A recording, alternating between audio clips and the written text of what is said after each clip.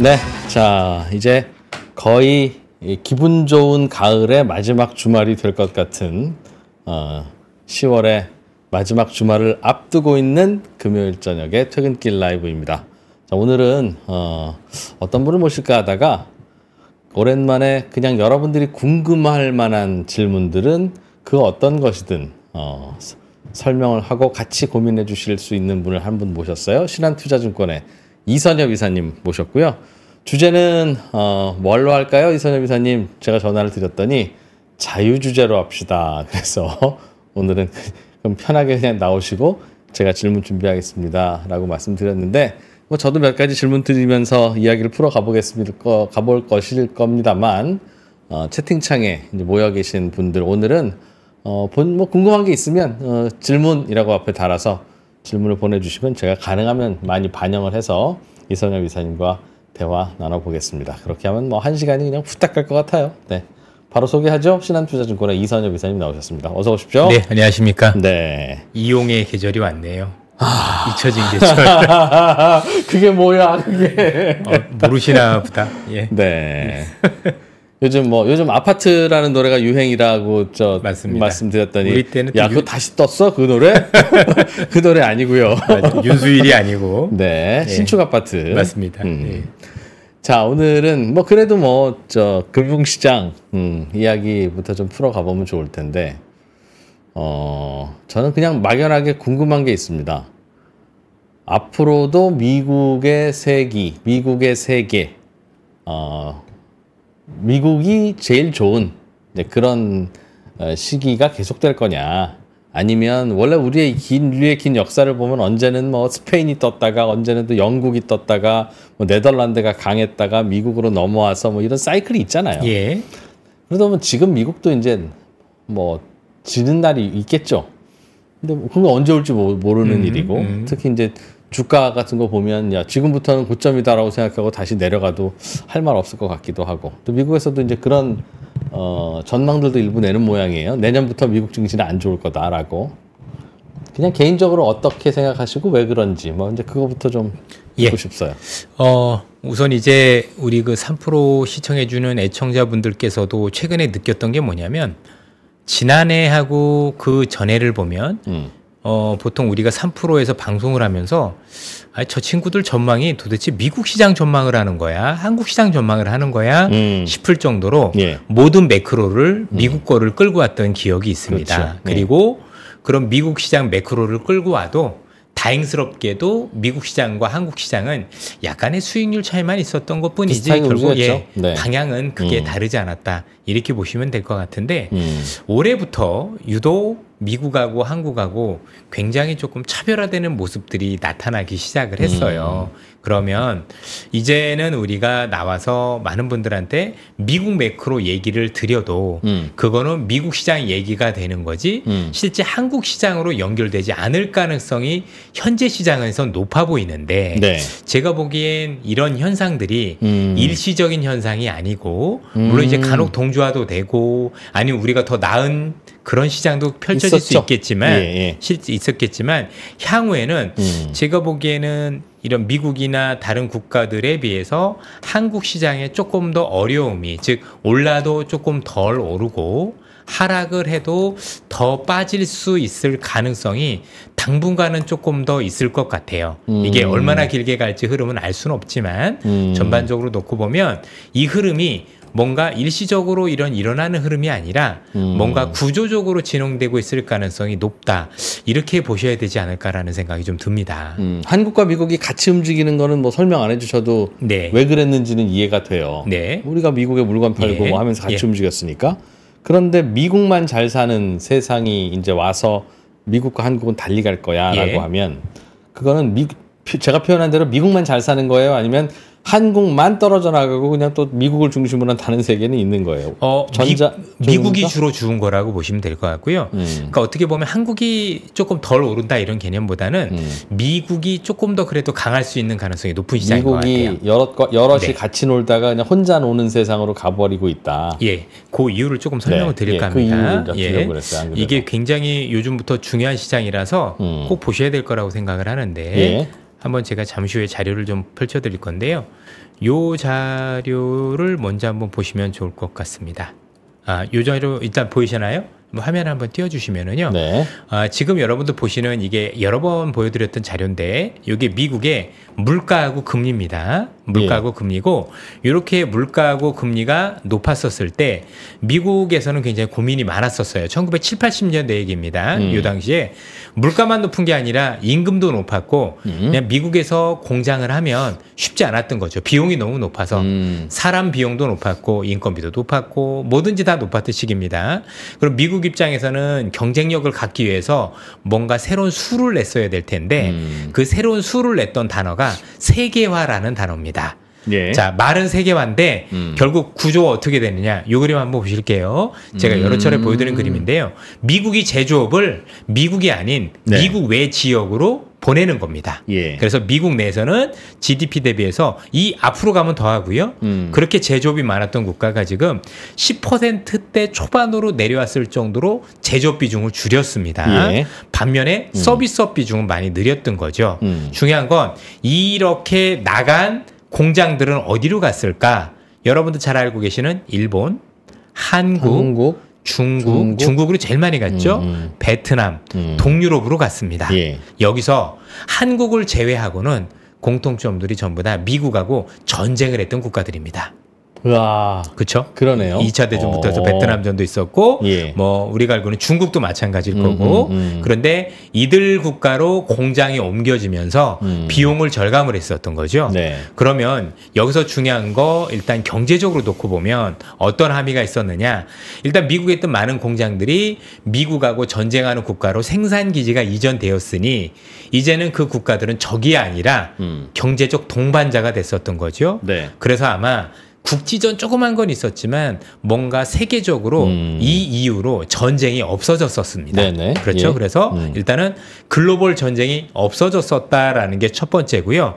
두 번째가 중요한 얘기인데 이러면서 생긴 현상이 글로벌 낙수 효과라는 단어가 생겼습니다. 쉽게 얘기해서 미국이 소비를 하면 미국이 소비를 하면 생산은 누가 할까요? 한국이 했고 그렇죠, 중국이 했고 베트남이 있고. 했고 그러면 우리가 지금 얼마 전까지 분석했던 것처럼 미국이 경기가 좋대. 미국이 소비를 한대. 그러면 한국도 좋아지고 중국도 좋아지고 그렇죠. 베트남도 좋아지겠는데 라는 단어가 문득 떠올랐고 네. 그게 맞아진 겁니다. 그리고 이렇게 종지가 조그만 한국은 똑같은 물 부어도 더 많이 맞습니다. 넘치니까 예. 오히려 한국 주가가 더 잘 오르는. 훨씬 더 좋았죠. 왜냐하면 이제 한국은 미국의 효과만 봤던 게 아니라 중국이 좋아지는 효과까지 같이 봤기 때문에 예. 이런 일들이 있었습니다.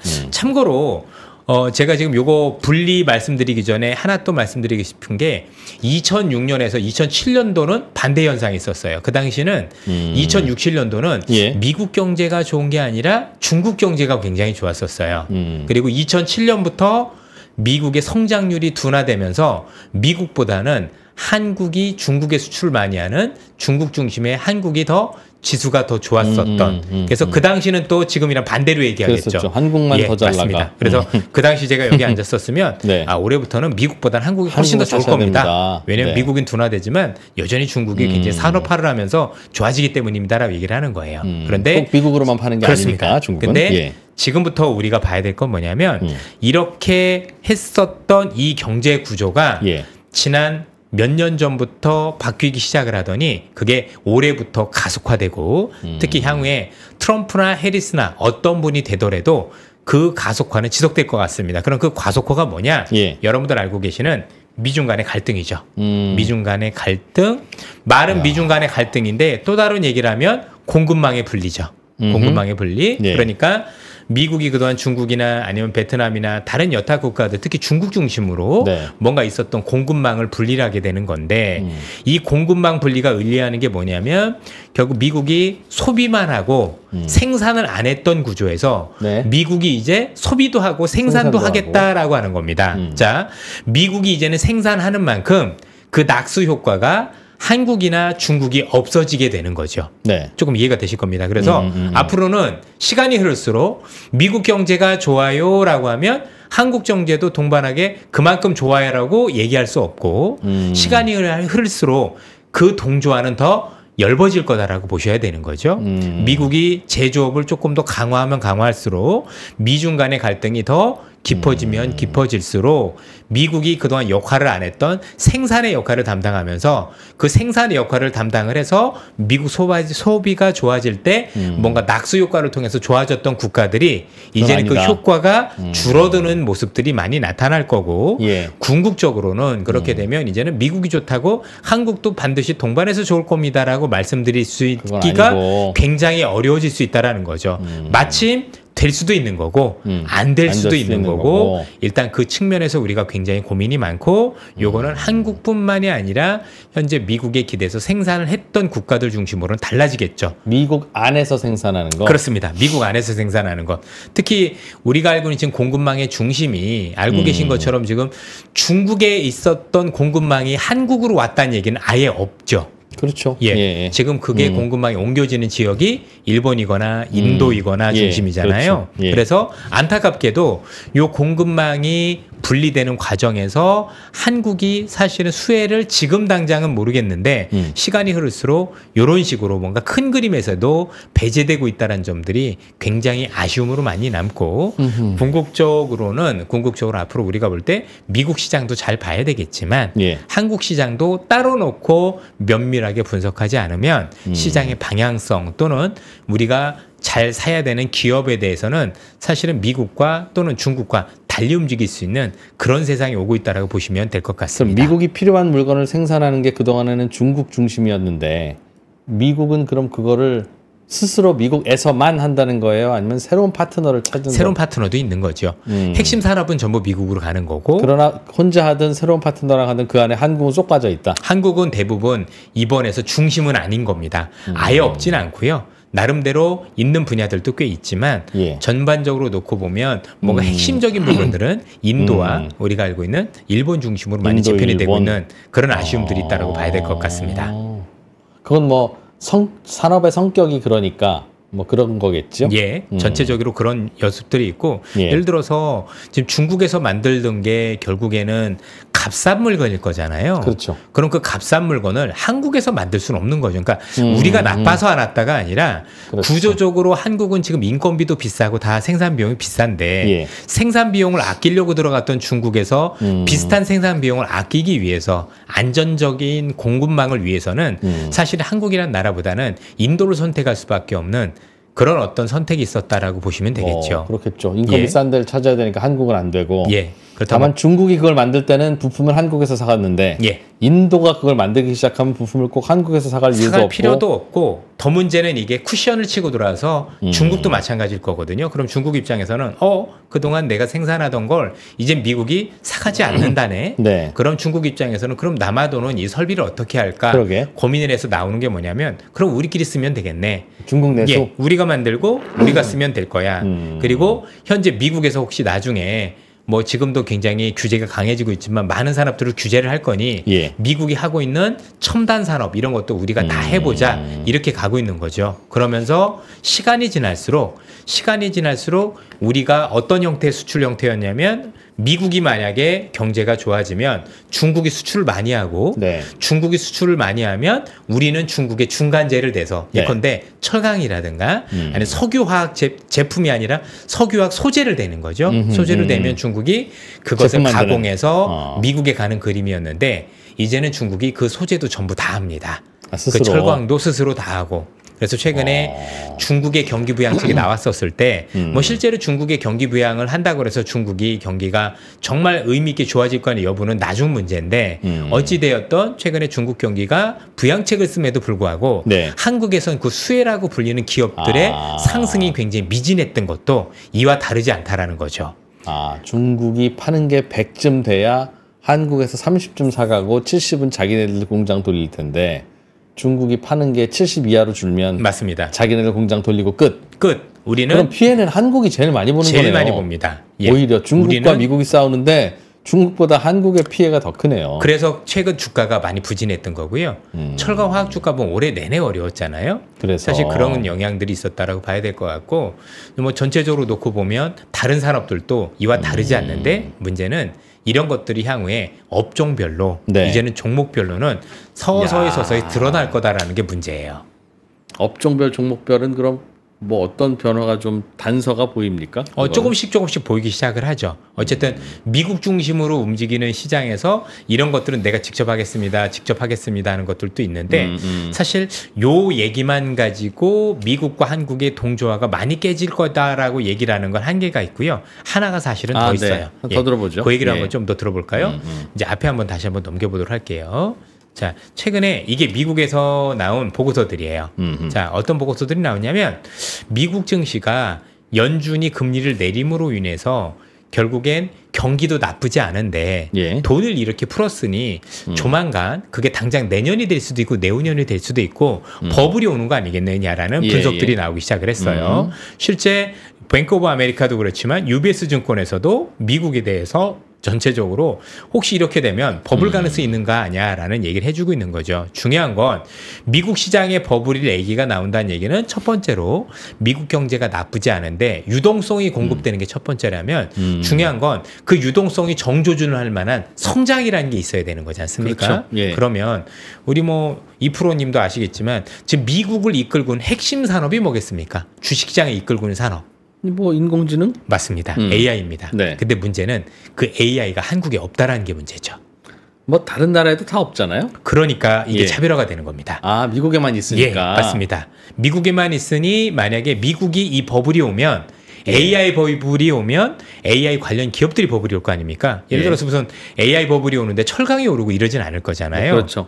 어떻게 보면 요 얘기는 단순히 한국이 조금 미국보다 덜 오른다가 아니라 잘 생각해 보면 지금 당장은 요 얘기를 보면 미국만 오히려 확 달릴 수 있는 그렇죠. 또 하나의 국가가 있다면 중국도 마찬가지죠. 중국도 AI가 있으니까 그러니까 전 세계에서 AI 있는 국가와 미국과 중국이니 나중에 AI와 관련해서 뭔가 시장에서 조금 굉장히 과열되는 모습을 많이 보일 때는 사실은 국내보다는 미국이나 중국이 훨씬 더 우리보다 수익률 측면에서 나을 수 있을 가능성이 높다라고 봐야 되겠죠. 특히 미국 중심으로. 왜냐면 우리가 아시겠지만 한국 같은 경우는 기본적으로 지금 AI 좋다라고 해도 그래 봐야 AI가 설비 투자를 할 때 좋아지는 사실 반도체에서 그나마 뭔가 돌파구가 있었던 건데 그 돌파구도 사실 한 기업만 해당되고 뭔가 국내 최고의 기업은 여기에 또 편승을 하지 못하고 되려 그걸 안 함으로 인해서 지금 신뢰도가 추락하면서 주가가 굉장히 내려가는 모습을 많이 보였다라고 생각을 하면 향후에 미국이 AI 관련해서 뭔가 좋아질 때 그러니까 이렇게 생각을 하셔야죠. 미국이 앞으로 되게 많이 오를 것 같아요. 과열일 것 같은데 그게 AI요라고 얘기를 하면 한국은 그 AI 관련 기업들이 굉장히 제한적인데 그럼 미국만큼 우리가 지수를 따라간다 또는 미국과 똑같이 동조화된다라고 말씀드리기가 감히 어려울 수 있는 시장이 조만간 다가올 수 있다라는 거죠. 이게 현재 우리가 앞으로 짧은 시기 내에 다가올 수 있는 시장인 거고 좀 더 긴 시장에서 보면 앞서도 말씀드렸던 글로벌 공급망과 관련해서 이제 미국이 생산 역할까지 같이 담당하게 되니 그 생산 역할까지 하게 되면 나름대로 우리 입장에서는 미국이 생산하는 만큼 사실은 그 낙수 효과가 줄어들 수 있을 가능성을 염두에 두고 큰 시장을 바라봐야 된다는 말씀을 일단 1차적으로 많이 드리고 싶었어요. 인공지능이야 뭐 지금 주식시장에서 스토리들이 많이 만들어지고 있기는 합니다만 현재까지는 그냥 칩을 사다가 계속 쟁이면서 돌려서 전기를 먹고 있는 그게 이제 산업의 형태니까 아직 그걸로 부가가치가 나온다든가 하는 상황은 아니니 지금 좋은 미국 경제의 원인이 인공지능까지는 아닌 것 같고 앞으로 미국 증시가 좋다면 이끌고 가고 있는 그 이른바 스토리도 같이 같은 산업은 인공지능이다라는 데서 매우 동의가 됩니다. 궁금한 건 지금 미국 경제를 그럼 미국 경제만 강하게 끌고 있는 게 뭐냐 그걸 알아야 앞으로 이게 계속 될 거냐에 대한 답을 줄 텐데 미국이 혼자 생산한다고 하니까 지금 그래서 미국에서 막 공장 짓고 막 이러고 있잖아요. 그러니 공장 짓는 것 자체도 미국 경제를 살리는 데는 도움이 줄 것 같은데 앞으로 그래서 저 미국은 이제 다시 한번 공업국이 되고 제조업이 될 거야라고 하려면 미국의 그런 계획이 성공적이어야 될 텐데 맞습니다. 이게 미국은 인건비 높고 그 개인적으로 생산성 안 나와서 최적화한다고 밖으로 뺐는데 중국이란 변수 때문에 같이 다시 들어온다고 해서 갑자기 미국인들이 중국인들처럼 열심히 일할 리가 없잖아요. 당연하죠. 예. 그럼 그럼 이거를 어떻게 극복하고 미국이 우리가 다시 제조업 강국이 될 거냐? 이건 고민을 해봐야 되는데 그 질문을 하면 그러니까 로봇이 발전돼야지라고 가면 그거는 야 자율주행도 아직 안 되는데 무슨 로봇이 뭘 한참 있다 할 얘기를 해. 지금 내년부터 그럼 미국 경제 뭘로 돌릴 거냐고 라는 질문을 하게 되고 그래서 그건 좀 아닌 것 같다 당장은. 그럼 그러면 미국이 지금 왜 좋지라고 한다면 저는 옛날에 돈 풀어놨던 거 아직 남아있어서 그냥 따뜻한 거지 요건 슬슬 죽고 나면 그거 뭐 그 효과는 앞으로 작아지면 작아질지 더 커지겠어요 그게. 그러니 앞으로 미국은 창창에 지금 엔진 바로 불이 붙었어라고 하기에는 돈 남은 거는 좀 줄어들 거고 미국 독자 생산하는 계획은 뭐 꿈은 크고 바람직하지만 될지 안 될지 모르겠고 인공지능은 여전히 스토리고 그러니 앞으로 미국이 계속 창창하게 잘 나갈 거야라고 하는 근거가 조금 좀 약간은 갸웃거려지기도 하네요. 예. 예. 우선 이제 돈에 힘이 빠질 수 있다라는 데는 사실 공감이 많이 되죠. 예. 아무래도 미국에서 최근에 이제 선거를 앞두고 나서 뭐 이제 음모론일 수도 있겠지만 어쨌든 현재 있는 집권당이 네네. 민주당이 이제 돈을 많이 풀어서 10월까지 올라온 건 많이 사실인 네, 거고 예. 미국이 일단 6달 이상 올랐기 때문에 그렇죠. 단기적으로 좀 필요해서 뭐 선거가 끝나고 나면 좀 쉬어갈 수 있을 가능성도 네. 배제할 수는 없는 거죠. 예. 근데 중요한 건 미국 경제가 어쨌든 최근에 나왔었던 여러 가지 고용 지표나 이런 걸 봤었을 때 아직까지는 침체 주춤이 보이고 있지는 않은 건 사실이지 않습니까? 네. 그래서 돈 풀어서 그렇구나라고 이해하고 있습니다. 예. 그럼에도 불구하고 최근에 미국 같은 경우는 일단 뭘 하고 있냐면 일단 금리를 내리기 시작을 하는데 이 금리를 연준 입장에서는 일단 3.5까지는 어떤 식으로도 지금 지속적으로 내리려고 판단을 하고 있어요. 예. 왜냐하면 통상적으로 미국의 기준금리는요. 물가 대비해서 PC 물가 대비해서 1에서 1.5% 정도 높은 게 정상 수준이에요. 예. 그런데 지금은 PC 물가가 지난달 기준으로 2.2%였으니까 실제 지금 보면 기준금리가 3.7에 와 있어야 되는 게 정상이거든요. 그러면 현재 4.75에서 5라는 게 기준금리니까 앞으로 미국은 내년까지 해서 지속적으로 3.7까지는 어떤 식으로 내리려고 할 거거든요. 3.5, 3.7이 그럼 결국 미국의 명목 경제 성장률 그렇죠. 이겠네요. 그죠? 예. 실질 경제 성장률 물가 더한 맞습니다. 거니까. 그러면 이 금리까지 내려가면 일단은 우리가 보더라도 기존에 뭔가 돈을 빌렸던 분들 입장에서는 그만큼 금융 비용이 줄어드는 효과가 생길 수 있는 거고 그렇죠. 이자 비용 부담들이 많이 낮아지면서 일단 그래도 경기를 떠받치는 효과가 있다라는 게 일단은 첫 번째고요. 예. 예. 두 번째가 재밌는 게 의외로 아직까지는 뭐 그 정도 효과는 아니지만 중국이 쓰고 있는 경기 부양책은 확실히 미국 경제를 더 밑으로 빠지지 않게 하는데 도움이 됩니다. 뭐 올리는 것까지는 아니라고 하더라도 여전히 뭐 중국인들이 소비를 한다라면 꼭 중국 것만 다 할 건 아니고 아직 그렇게까지 하고. 분리된 건 아닌 거니까 그런 측면에서도 중국이 개똥도 약했을 때가 있다고 일단 중국이 경기 부양을 하면 도움이 될 거고 도움이 될 거다라는 것도 일단은 긍정적으로 일단 봐야 되는데 그것만 가지고 미국 경제가 대단히 핫하다 이렇게 말씀드리기는 어렵고요.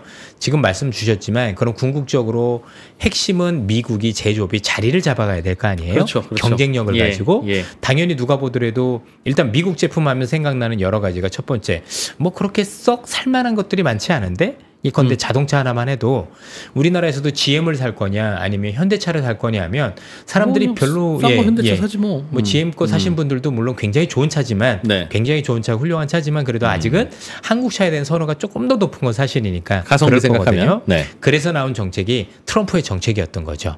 일단은 트럼프가 하고 싶은 건 뭐냐면 미국에 있는 제조업이 앞으로 활성화하려면 어떻게 하면 경쟁력을 가질까라는 판단을 하고 있는 거고요. 그래서 그 판단력과 관련된 얘기들이 있습니다. 잠깐 한번 보이도록 할게요. 예. 지금 트럼프 정책을 제가 조금 말씀을 드리도록 하겠습니다. 자료가 많아서 조금 뒤에 있는데 이거 한번 보시겠습니다. 여기 좀 글이 좀 깨져서 나오나요? 자, 트럼프의 캐치프레이즈는 anything but 바이든입니다. 베이슨 바이든만 아니면 되지. 이제 바뀌었겠죠? anything but 그죠? 해리스 뭐 이렇게 바뀌었을 텐데요. 일단 핵심이 뭐냐면 이 트럼프라는 친구가 하고 있는 핵심 중에 이 첫 번째 단락을 보시면 일단 딱 하나예요. 제조업을 경쟁력 강화를 위해서 일단 전기료를 전 세계에서 제일 싼 국가로 만들겠다.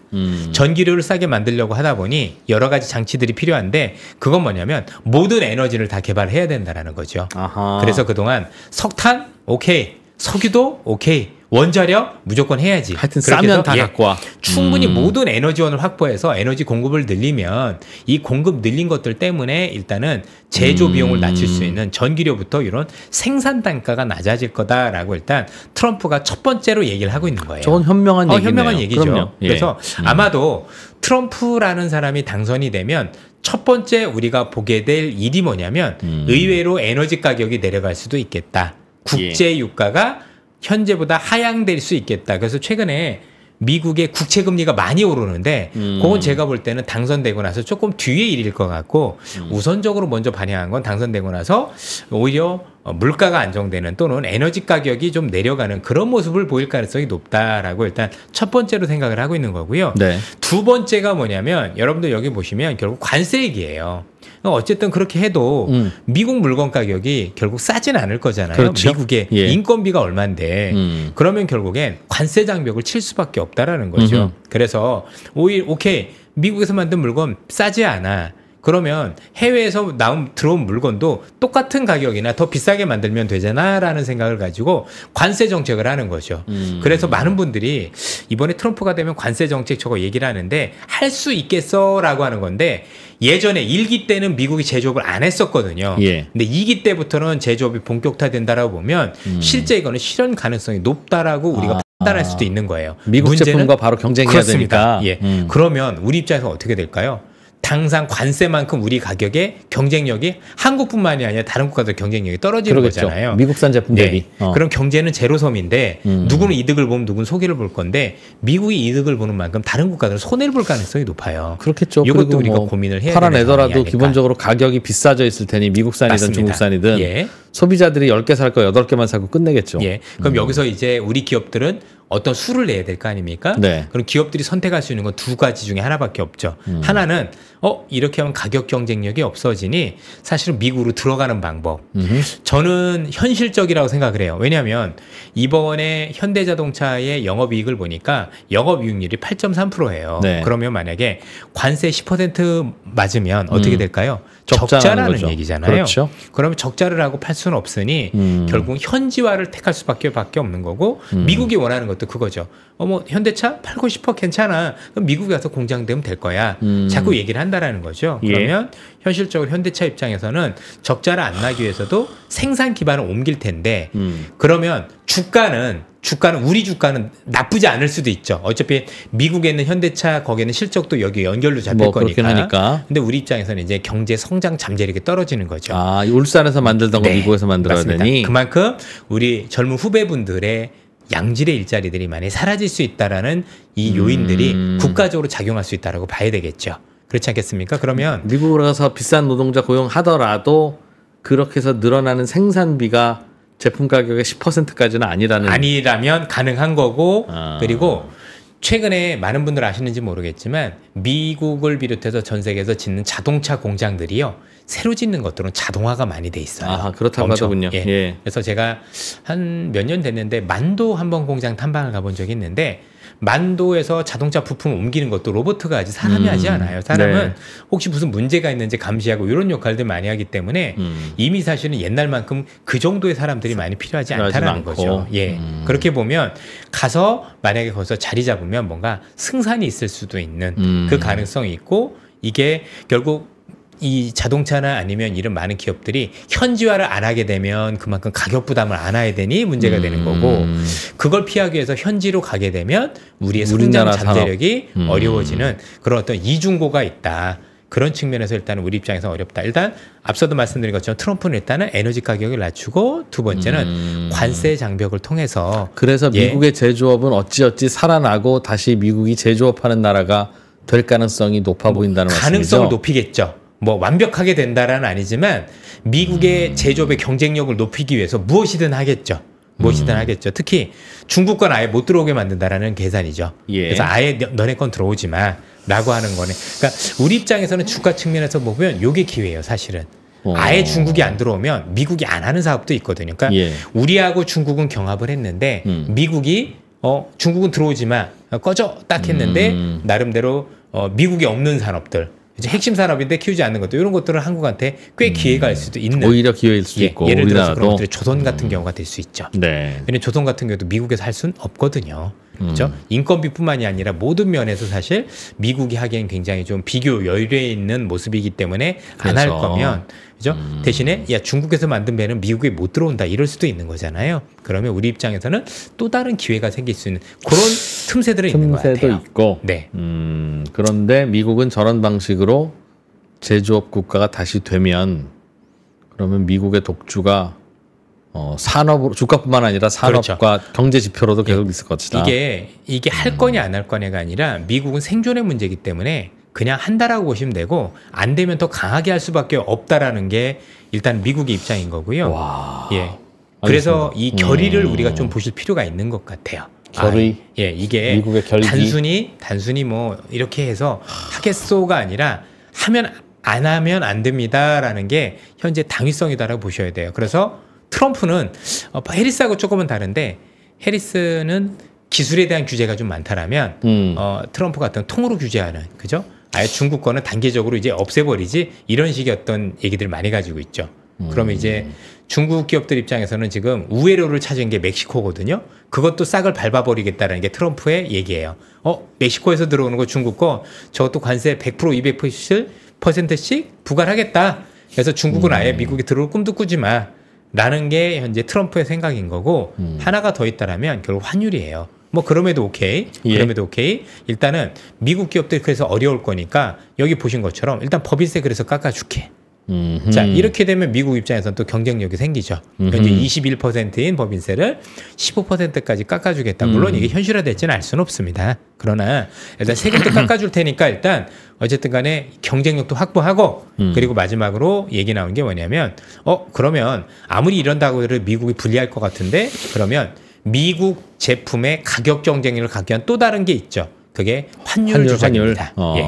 그래서 지금 로버트 라이트 하이저라고 불리는 예전에 USTR 미국의 무역 대표부였던 친구가 지금 트럼프의 책사로 들어가 있거든요. 예. 이 책사가 나와서 얘기하는 게 뭐냐면 그러면 미국의 달러의 가치를 억지로 내리고 일본, 한국, 중국, 그다음에 유럽 통화 가치를 일정 부분 올리는 제2의 플라자 합의를 현재 실시하겠다라는 게 현재 큰 공약 안에 들어가 있어요. 그러면 굳이 관세 올리지 않아도 관세도 올리고 같이 그러니까 이렇게까지 해야 되는 저 녀석들의 거죠. 가격 경쟁력을 목졸라 보자. 그렇습니다.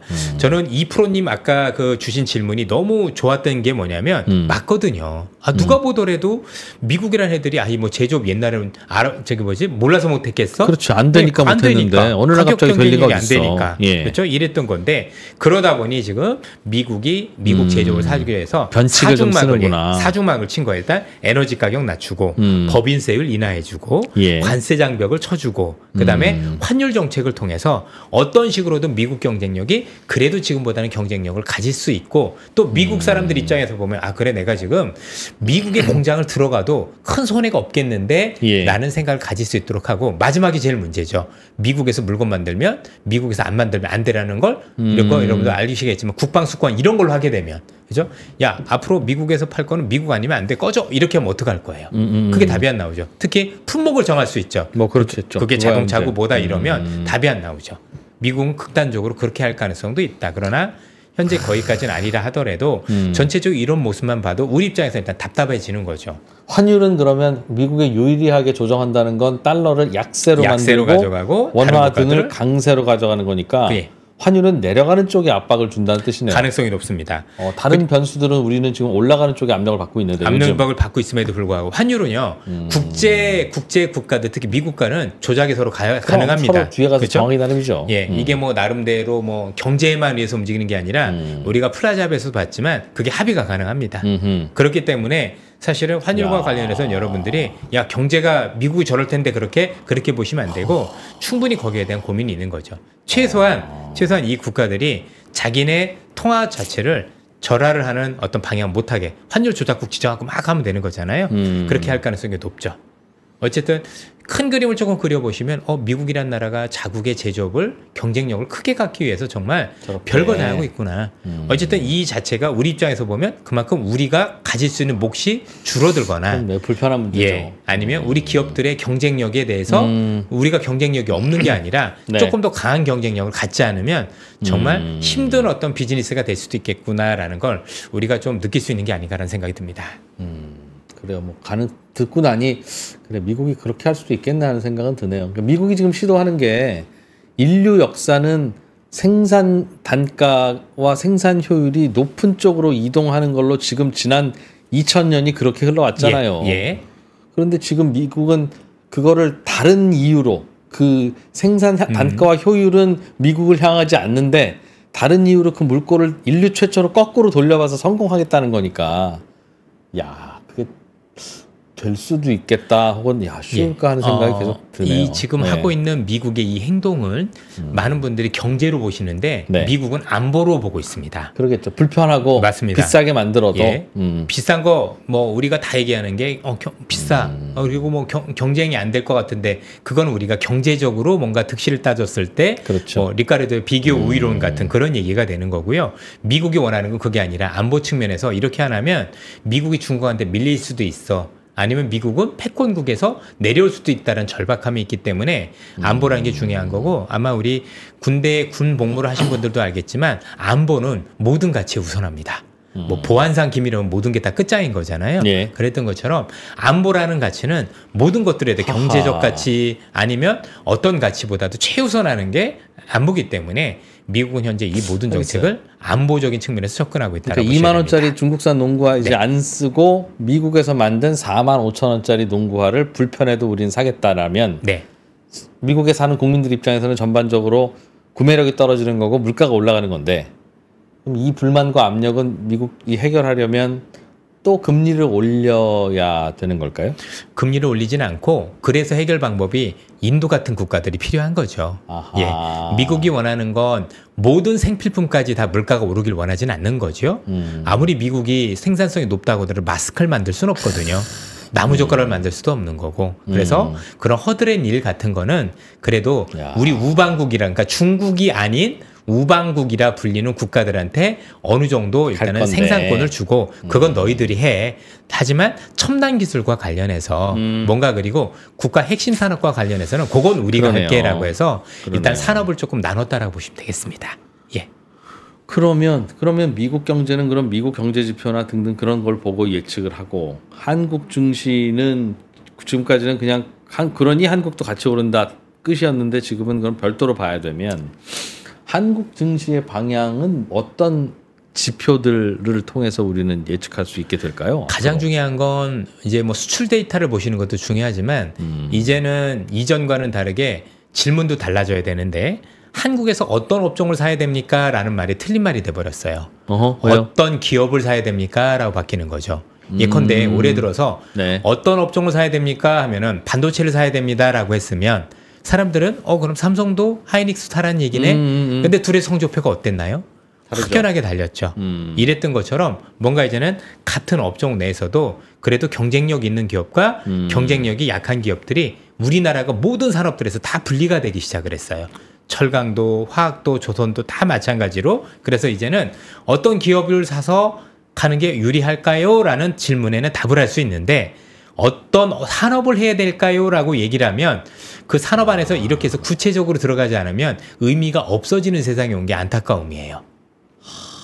그건 왜 그렇죠? 그렇게 됐을까요? 네. 그러니까 이게 똑같이 돈 넣고 돈 빌려와서 공장 돌리면 똑같은 물건이 나오는 철광에서 ABC는 철강이 좋으면 다 똑같은 거지만 이제 앞으로 우리나라 제조업체들은 뭔가 독특한 거 만들어 팔아먹지 않으면 그걸로는 해결 안 되니까 그렇죠. 부가가치 높은 거 만들 수 있느냐 없느냐는 회사마다 다를 네. 수 있으니 특히 이제 한국 증권 시장의 어떤 그 공통적인 다른 나라와 특징들은 뭐냐면 해외 유수의 기업들에 비해서 두 가지가 조금 아쉬운 게 있어요. 예. 하나는 뭐냐면 브랜드력이 조금은 약해요. 그래도 미국이나 유럽 애들은 브랜드력은 짱짱하잖아요. 그죠? 뭐 루이비통이나 아니면 에르메스 같은 거가 뭐 단가가 높다고 해서 가격 올려도 우린 계속 사줄 정도로 네. 어떤 브랜드력이 있는 반면에 물론 한국 기업들도 예전에 비해서는 브랜드력이 많이 좋아졌지만 뭔가 정말 이 브랜드 아니면 안 될 정도의 파력을 가진 브랜드는 일단은 없는 게 문제고요.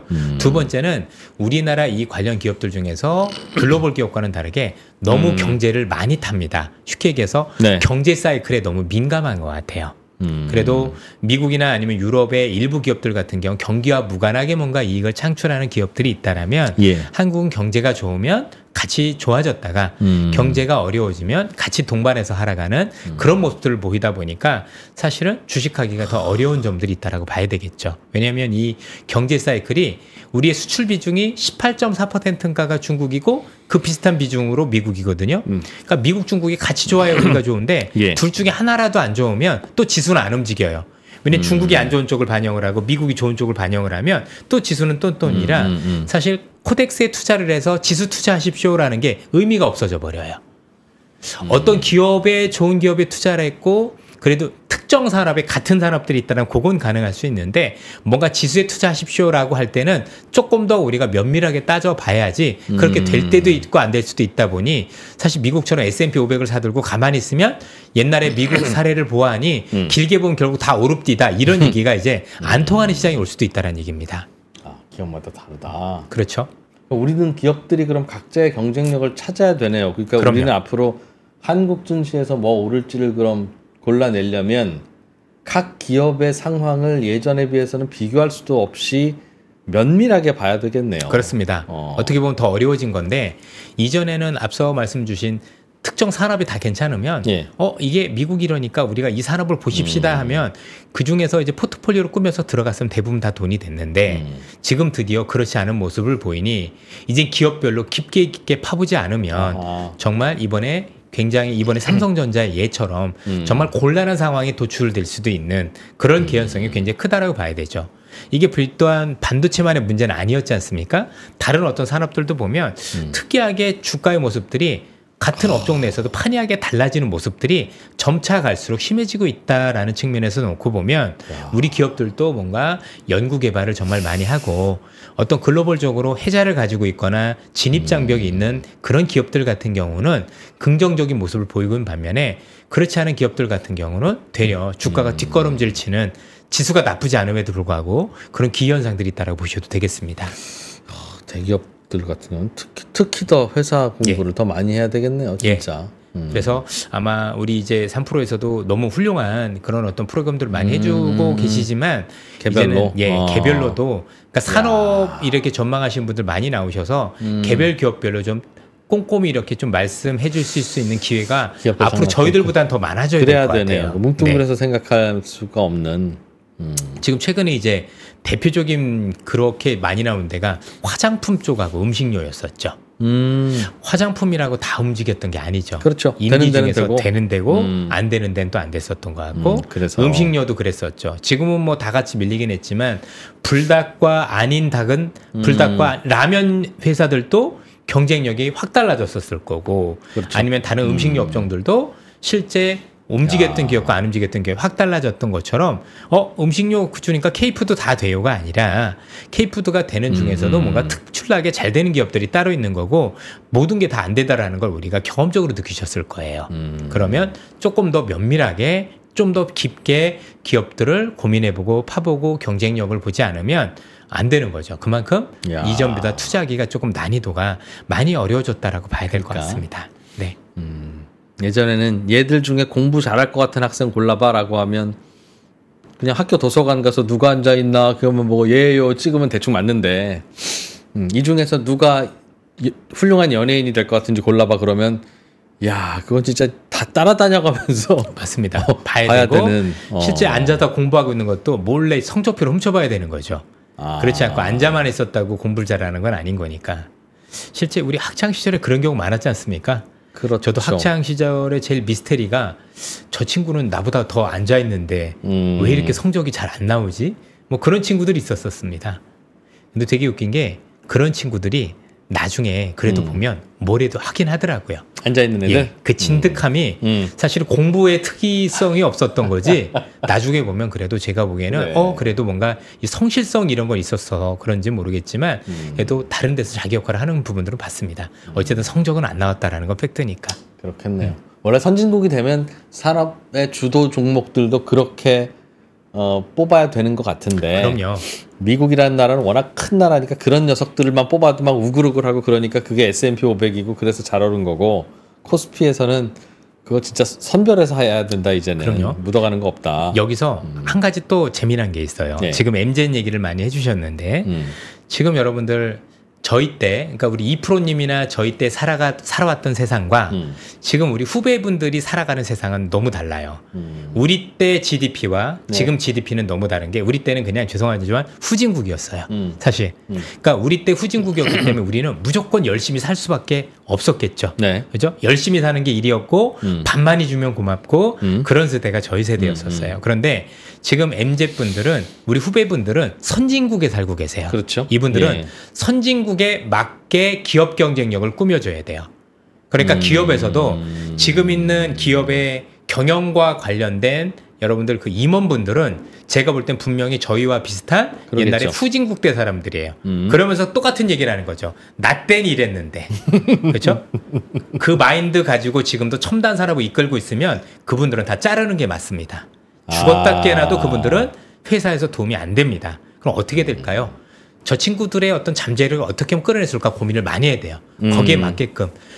요즘 젊은 분들이라고 해서 다 우리가 하는 워라밸만 있는 건 아니에요. 어떤 분들은 굉장히 욕심이 많은 분들도 계시고 그렇죠. 또 어떤 물론. 분들은 충분한 성과가 좋아지면 나는 그 이상도 할 수 있어라는 분들도 저는 굉장히 많이 봤어요. 그래 무조건 맞습니다. 야근 안 하려는 게 아니죠. 예. 집에 가서도 자기 맞습니다. 관심 있으면 그래서 그거 파니까요. 제도적으로 그게 안 된 부분은 좀 아쉽지만 일단은 야당이나 뭐 여당이나 국회에 계신 분들도 요건 조금 제가 볼 때는 유연하게 좀 풀어주실 필요가 있다라고 생각을 하고 그렇죠. 기업 네. 측면에서는 이 훌륭한 후배분들께서 나름대로 자기 역량을 발휘할 수 있는 장을 열어줄 필요가 분명히 있고 그건 본인들이 생각을 고쳐야 돼요. 옛날식으로 우리처럼 해가지고 무조건 12시간 하고 야근하자. 사실 야근하면 진짜 일하는 게 아니잖아요. 집에만 늦게 가는 경우도 되게 많잖아요. 그죠? 야근한다면 다들 입이 이만큼 나와가지고 저녁을 2시간 반 먹고 오고 막 그런 경우도 많이 있었잖아요. 그건 진정한 야근이 아니에요. 회사에 300명이 남아서 야근하면 그중에서 진짜 열심히 일하는 분들은 10명도 안 되고 바로 그 사람들에 대한 대우가 정확해야 돼요. 나머지는 그냥 예. 그 사람들이 뭐 시킬까봐 그냥 막연히 남아있기도 하고. 그래. 사실 제가 요즘 우리 후배분들의 그 생각을 저는 되게 존중하는 게 뭐냐면 그분들이 제일 불만이 많은 게 그거예요. 내가 한 만큼 거기에 대한 대가가 없는 것. 그러면 이분들에 대해서 아까 말씀 주셨지만 300명 중에서 열심히 일한 10명이 보이잖아요. 네. 회사에서는 그 10명에 대해서 특별 대우를 해줘야 돼요. 바로바로 봐봐. 대우해줘야 된다고. 봐봐. 이렇게 열심히 하는 애들은 뭐가 달라도 회사에서 다르다라고 해야 그분들이 더 의욕을 갖고 쭉 끌고 나가요. 사실 회사에 있는 많은 분들이 다 열심히 일하시지만 그 10명 정도가 앞으로 더 열심히 일하고 뼈를 갈면 사실 그 회사는 정말 잘 되거든요. 정말 여러분들 핵심 인재는 많은 게 아니에요. 그죠? 뭔가 개발하고 뭔가 대단한 거 발견한 것도 모든 사람들이 다 개발하는 건 아니잖아요. 많은 분들은 잘 만들어 주셔만 좋아도 좋은 거고 대신에 그럴 수 있는 기술력을 가지기 위해서는 최소한 그걸로 해서 열정을 바칠 수 있는 사람들의 모든 어떤 뼈를 갈아낼 수 있는 그런 어떤 에너지를 끌어낼 수 있는 부분들이 분명히 있어야 돼요. 그러지 않고 내 식으로 야 무조건 야근해. 그죠? 그래. 무슨 일이 터졌으니까 다 야근해. 아니면 우리 경쟁력 떨어지니까 주말에 다 나와. 이거는요 경쟁력을 키우는 게 아니라 불만만 키우는 거예요. 최소한 조직을 돌아봤었을 때 저 조직원들이 만족해서 일하고 있는가 아니면 저 직원들이 어떻게 행복하지? 그거는 단순히 노는 시간 많이 주고 휴가 많이 준다고 좋은 건 전 아니라고 생각을 그렇죠. 합니다. 시간을 의미 있게 맞습니다. 만들어줘야죠. 예. 그래서 뭔가 장을 열 분들은 거기서 열게 만들어줘야 되는데 제가 보기엔 아직도 우리나라의 많은 기업들이 너무 전근대적인 현재 경영 방식을 가지고 있고 그게 마치 그동안에는 그게 그분들의 성공 방정식이었겠지만 이미 임금이 올라오고 시대가 바뀐 상황에서 더 이상은 그 방식 가지고 경쟁력을 갖는 건 사실상 어렵지 않을까. 그러면 범인들의 방식을 바꿔서 좀 더 경쟁이 일으켜 나갈 수 있는 쪽으로 제가 볼 때 위에 분들이 많이 바뀌어주시는 게 좀 필요하다고 생각을 합니다. 네. 미국의 시대를 새롭게 만들어가는 그 미국의 시나리오가 성공한다면 한국은 굉장히 불편해지고 네. 미국만의 독주가 익숙하지 않은 모습이지만 계속 펼쳐질 가능성이 높고 그 과정에서 새롭게 기회를 포착하는 몇몇 다른 나라들은 있을 수 있고. 그럼요. 그런 정리였어요. 그럼 중국은?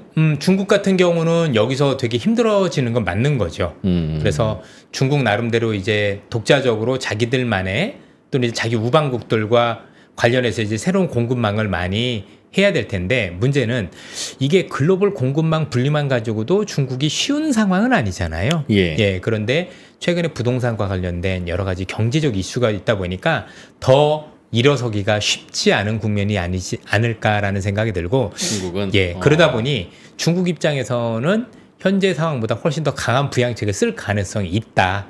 이렇게 봐야 될 것 같고, 향후에 중국이 이 파고를 어떻게 헤쳐나가는지 사실 좀 볼 필요가 있는 것 같아요.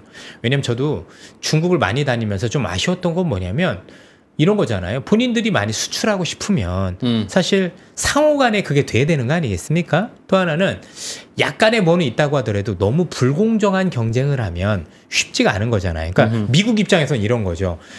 중국이란 국가를 열심히 최혜국 대우까지 해주면서 너는 내가 보호해줄게라고 해서 했는데 지금 미국의 목에 칼을 겨누는 일까지 왔잖아요. 그러면 저는 트럼프의 입장이 정말 당연하다고 생각하는 게, 야, 중국 최혜국 대우 없어요. 당연한 거 아닌가요? 아니, 내 목줄을 쪼르는 애한테 칼을 하나 더 줘라는 게 말이 안 되는 거잖아요. 그렇지 않습니까? 그러면 우리하고도 무역을 할 때도 제가 중국에 가서 우리 기업들이 중국에서 눈물을 머금고 철수할 때 정말 중국하고 경쟁해서 실제 경쟁력이 없어서 나온 기업도 있지만 대부분의 경우는 그렇지 않았던 것 같아요. 우리가 충분히 경쟁할 수 있는 능력이 있음에도 불구하고 그 불공정 행위에 사실은 더 이상 감당할 수 없는 상황이 되면서 나온 기업도 정말 많았다라는 게 사실이기 때문에, 이렇게 본다라면 이게 우리만에 해당되는 게 아니라 최근에 미국은 더할 나위 없고 유럽에서도 지금 거기에 대해서 불편해하고 있거든요. 야, 다 좋은데 이거 좀 너무하잖아, 말도 안 되잖아 라고 해서 유럽도 중국에 대한 어떤 진입장벽의 벽을 자꾸 높이고 있다고 생각을 하면 중국 스스로는 그게 고립되는 게 아닐까요? 그러니까 경제하고 싶으면 본인들이 세계를 제패할 정도가 되면 굳이 그렇게 불공정할 필요가 있나요? 그냥 딱 풀어서 봐봐, 우리 한번 1대1로 한번 맞짱 뜰까? 이렇게 얘기를 하고 우리 한번 맞다이 하지 뭐 이런 식이면 사람들이 누가 뭐라 그러겠어요. 그래, 너도 하고 나도 하면 서로 경쟁력 있는 거 잘하면 된다고 생각을 하는데 그게 아니다 보니 굉장히 어렵죠. 그래서 저는 중국이 앞으로 어떻게 뭔가를 돌파구를 찾을 건지를 조금 더 한번 봐야 된다고 생각을 해요. 어쨌든 그럼에도 불구하고 최근에 나왔던 이 부양책들은 유의미한 어떤 효과는 있을 거다 정도는 말씀드릴 수 있을 것 같습니다. 야, 시진핑이 마음을 바꾼 거다. 그런 걸지도 모르겠네. 사실 제가 지금까지 생각했던 시진핑은 저분도 나이가 있으니 저 나이에 저런 세월을 살아온 분이라면 자본주의를 자꾸 들여오려고 하는 중국이고 그거에 대한 필요성을 머리로는 이해하지만 그냥 가슴은 빨간 사회주의자시겠구나. 그럼요. 그분이 보기에 이게 자꾸 벌어지는 빈부격차와 그런 거를, 야, 이거 그대로 두면 안 돼라는 생각을 분명히 하고 있겠구나 싶어서 저런 빨간 사회주의 가슴과 그 자본주의 색깔을 더 도입해야 하는 중국과 결합이 되면 저 참 덜컹거릴 텐데 저거 어쩌나 싶었는데, 그럼요. 요번 보니까 빨간 사회주의 당분간 포기하신 것 같다. 다시 부동산 공유경제란 단어가 쏙 들어가 버렸죠. 그게 그렇죠. 쉽지 않다는 걸 아셨을 거고 특히 이제 보면 얘네들이 지금 되게 인지 부조화였던 게 중국에 많이 투자해 주세요라고 하는데 반간첩법이 있으면 누가 가겠어요. 그러게요. 아니 이게 투자는 둘째치고 들어가다 그것 때문에 못 나오는 상황이 될 수도 있으면 누가 투자를 하고 싶겠습니까? 최소한 내가 그 국가에 들어가서 뭐 내가 경쟁력이 조금 부족해서 아니면 홈그라운드니까 좀 이점은 있을 수 있잖아요. 그런 것 때문에 내가 문제가 된다라면 안 들어갈 이유가 없거든요. 근데 그게 아니라 정치적인 이유로, 말도 안 되는 이유로 만약에 그렇게 뭔가 장막이 쳐진다라면 사실 투자하려고 하는 사람들이 있는 애들도 저는 발을 뺄 것 같아요. 그걸 어떻게 투자하겠어요? 그 정치적 불확실성은 우리 기업인들이 감당할 수 있는 목은 아닌 것 같아요. 그렇겠죠. 예. 그러면 중국 기업인들도 감당 못하니까 이제 다 손든 거 아니겠어요? 예. 사교육 갑자기 없애고 하면서 그 산업이 무너지니까. 사교뿐만이 아니라 갑자기 없어진 기업들이 정말 많습니다. 아니 뭐 마윈이 갑자기 없어졌다는 그러니까. 그러면 어떤 사람이 내가 의지를 가지고 회사를 키울까요? 그렇죠. 왜냐면 민간 기업 키워봐야 어차피 국가가 가져갈 건데 죽 서서 개주는 거잖아요. 그래서 그 인센티브와 그 사유재산의 보호라는 건 매우 중요한 건데. 맞습니다. 사람은 옛날에 뭐 우리 책에서도 배운 적도 있지만 내 거라고 주어졌을 때와 그럼요. 모든 사람이 공동이라고 주어졌을 때 마음가짐은 너무나도 다른 겁니다. 농작물 소출도 다른 것처럼 결국엔 여기도 이전에 중국이 성장했었던 원동력 중에 하나가 제가 볼 때도 자본주의를 도입한 거라면 예. 사실은 더 강한 자본주의를 통해서 시장의 문을 열고 그다음에 정치적으로 뭔가 이런 불협화음이 거의 줄어든다라면 중국도 불확실성이 줄어들 것 같은데 뭐 그건 제가 할 수 있는 일은 아닌 거니까 우리가 조금 더 지켜봐야 될 것 같습니다. 그러면 미국이 미국의 계획을 성공리에 이끌어 간다고 가정하면 그 시나리오 하에서는 중국은 뭐 죽지는 않아도 그냥저냥 소박한 나라가 되어 갈 거고. 예. 그럼 전 세계의 성장은 어디서 나오냐? 일단 인도도 있잖아요. 의외로 인도라는 시장도 있고 시장이 줄어든다기보다는 그동안 키워졌던 시장들이 달라지는 거죠. 그 과도기가 좀 있을 텐데. 있겠죠. 그리고 지금 아까 AI 관련해서도 요즘 AI 관련해서 되게 온도차가 심한 게 예. AI 관련해서 제가 여쭤보면 딱 두 부류로 나눠요. 저거 돈만 많이 들였지 뭐 쓸모 있는 건 있어? 라는 분이 계시고 야 그래도 이렇게 발전하는 거 보니까 대단해서 조만간 사고를 치겠는데 라는 부류가 나뉘는데 그러겠죠. 이 나뉘는 부류가 공통점들이 있어요. 일단은 소비자들은 안 되는 쪽이에요. 내가 써본 게 없으니까. 그렇죠. 야, 이거 뭐 챗GPT 써보니까 거짓말만 하고, 뭐 이거 가지고 나중에 뭘 하겠어? 라는 게 소비자들의 반응인데요. 예. B2B를 하시는 분들 있죠. 기업과 기업 간 비즈니스 하신 분들은 거의 100이면 100 얘기가 달라요. 인공지능이 예. 꽤 독특한 일을 해내고 있다. 이걸 가지고 현재 기업에 접목시키시는 분들은요. 정말 대단하게 생각하세요. 왜냐면 이미 생산성이 올라오는 데들이 굉장히 많아지기 시작을 했고, 나중에 여러분들 제가 또 기회가 되면 방송을 한번 해드리겠지만 미국의 기업들 중에서 은근히 이걸 선도적으로 도입을 해서 지금 생산성을 높이는 기업들이 점차 늘어나기 시작을 하고 그게 생산성 향상, 말 그대로 비용을 획기적으로 절감을 하면서 네. 이득이 늘어난 기업들이 늘어나기 시작을 했어요. 그래서 이런 움직임들이 이미 있다라는 거. 근데 우리가 진짜 써보지 않았기 때문에 잘 활용을 안 해봤기 때문에 개인 투자자분들 입장에선 그런 거지만 원래 이런 신기술들은 개인부터 오기 전에 기업들부터 먼저 적용을 하면서 올라가거든요. 마치 우리 옛날에 엑셀이라는 게 처음 나와서 사람들은 아는지 모르겠지만 그 뒤로 주산학원이 없어졌어요. 주판이라는 게 없어지고 엑셀이라는 게 되면서 경리라는 직업이 없어지기 그렇죠. 시작을 한 거예요. 점표산 뭐 이런 거 없어졌죠. 예. 그러면 경리라는 직업이 없어진 것만 해도 비용이 얼마나 크게 절감이 돼. 일단 우리가는 잘못된 게 없잖아요. 옛날에 그거 하면 한 번 또 맞춰보고 틀리면 또 했지만 넣기만 하면 틀리질 않으니까 검사한 작업도 필요가 없고요. 그렇죠. 그 생산성 향상은 아마 예전에 은행에 계셨던 분들이나 아니면 기업에서 뭔가 재무를 담당하셨던 분들은 많이 느끼실 거예요. 그게 정말 확 달라요. 그래서 이미 B2B 단에서 즉 기업과 기업 간의 뭔가 비즈니스 모델에서는 접목이 되는 데가 늘어나기 시작을 했고 이런 기업들 같은 경우는 획기적으로 뭔가 성과 내는 기업들이 조금씩 늘어나기 시작하는 걸 조만간 보실 거고요. 그래서 미국 시장에서 또는 한국도 마찬가지인데 이런 것들을 적용을 해서 뭔가 비용이 크게 절감되면 생산성이 높아가는 기업들이 계속 나올 게 보일 거거든요. 그래서 단순히 재무제표상에서 이득이 얼마 늘었고 영업이익이 얼마가 아니라 왜 그런 현상들이 발생이 됐고 혹시 그런 발생된 부분들이 뭔가 AI를 적용한 효과를 본 거라면 우리가 시대를 조금 달리 봐야 된다라고 생각을 하는데 그게 이미 시작되었기 때문에 말씀드리는 겁니다. 항상 우린 뒤에 늦게 나중에 막 10배 오르고 몇 배 오른 다음에 지금부터 방산 사세요. 지금부터 이럴 수는 없는 거잖아요. 뭔가 초기 시작될 때 이 아이디어를 가지고 우리 많은 시청자분들께서 내가 그동안 수익은 쉽지 않았지만 이젠 이걸 통해서 내가 돈 벌 수 있는 기회를 만들 수 있는 장을 열 필요가 있겠다라고 말씀을 드리고 싶어요. 마지막으로 앞으로 그럼 장기간의 금리가 어떻게 될 것인가? 지금 10년물 국채나 네. 우리나라 거가 이제 결국 그거를 가리키고 있는 거긴 해서 지금 시장은 앞으로 10년간도 꽤 높을 것 같은데 한 4, 5% 뭐 그런 얘기를 미국에서는 하고 있지만 그것도 틀릴 수도 있는 얘기니까. 그럼요.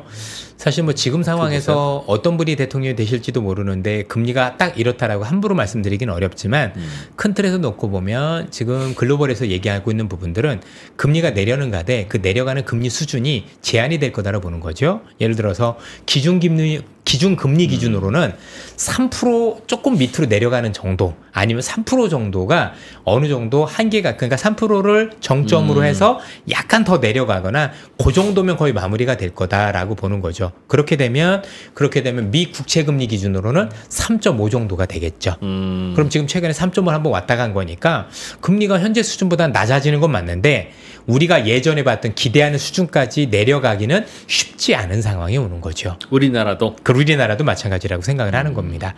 경기가 좋지 않음에도 불구하고 이게 물가라는 게 지금 올라가는 게 단순 일회성 요인이 아니라 일정 부분은 고착화되는 모습인 거거든요. 나름대로 그죠? 그래서 아마 많은 시청자분들께서 요즘 느끼는 게 뭐냐면 내 월급 오르는 것보다 물가가 더 오르죠. 그래서 월급이 없는 건 아닌데 생활이 조금 더 팍팍해지는 거예요. 그러겠죠. 뭐 집값도 그럴 거고. 네, 그래서 네. 야 이제는 이런 얘기 나오죠.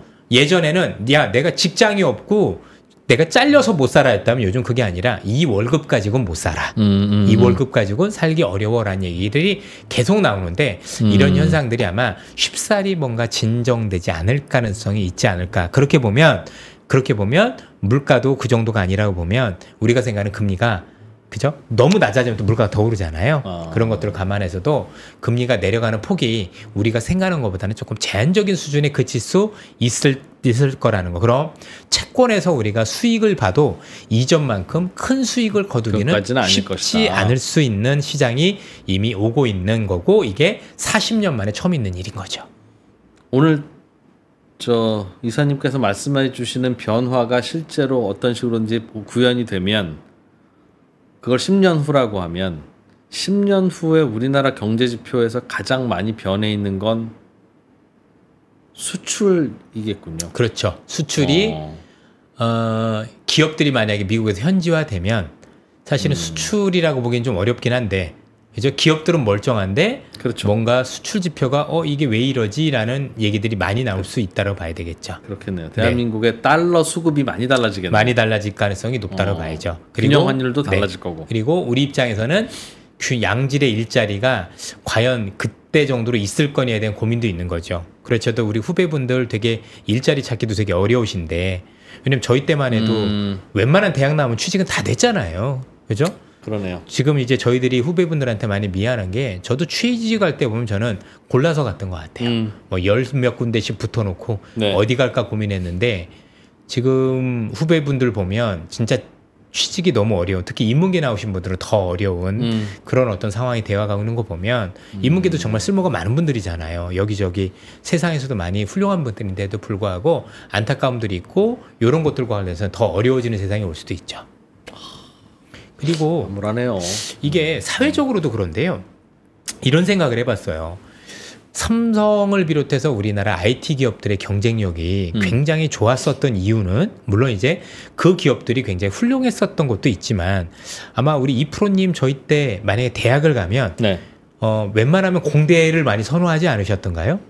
그럼요. 그렇죠. 네. 실제로 그래서 서울대 공대 갈 거냐 아니면 중상위권 의대 갈 거냐 하면 거의 대부분 분들이 제가 알기로는 의대보다는 서울대 공대를 택하셨었어요.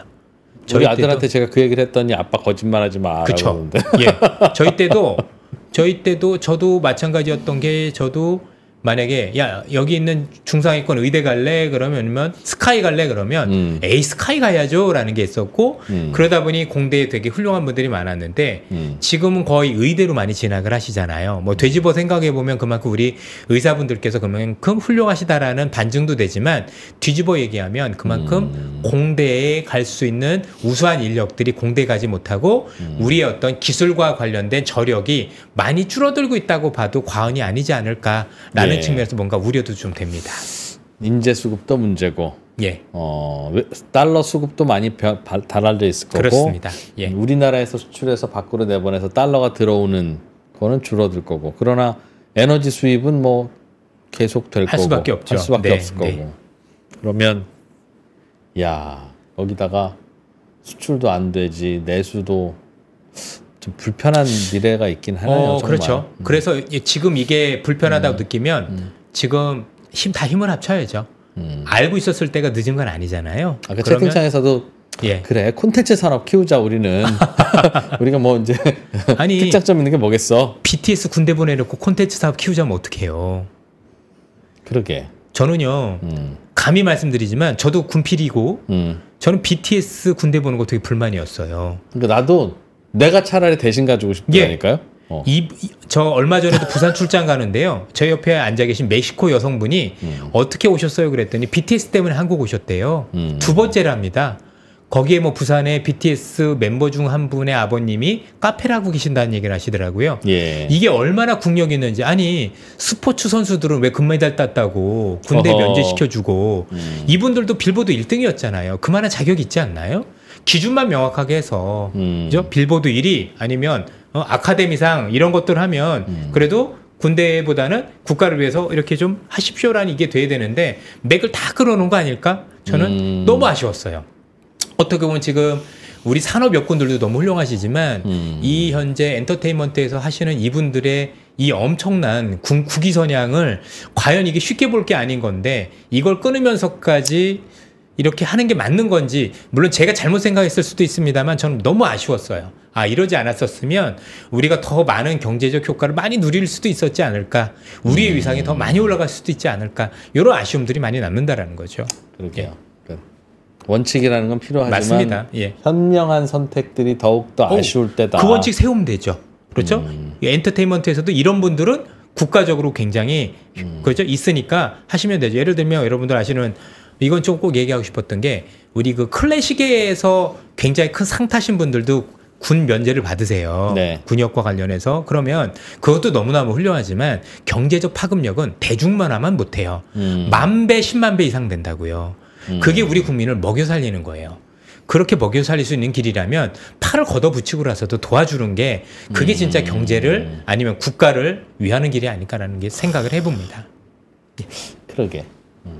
뭐가 정답은 없겠습니다만 맞습니다. 정답은 아니지만 현명한 답은 필요하다. 현답을 찾아야 한다. 원래 이렇게 먹고 사는 건 이렇게 치열하고 그때 순발력 필요한 일이다. 그렇겠네요. 결국은 이제 얼른 그 스티브 유도 입국시키자 그 말이죠. 뭐 그 정도까지는 아닌 것 같고 버리고 가네는 버려야죠. 알겠습니다.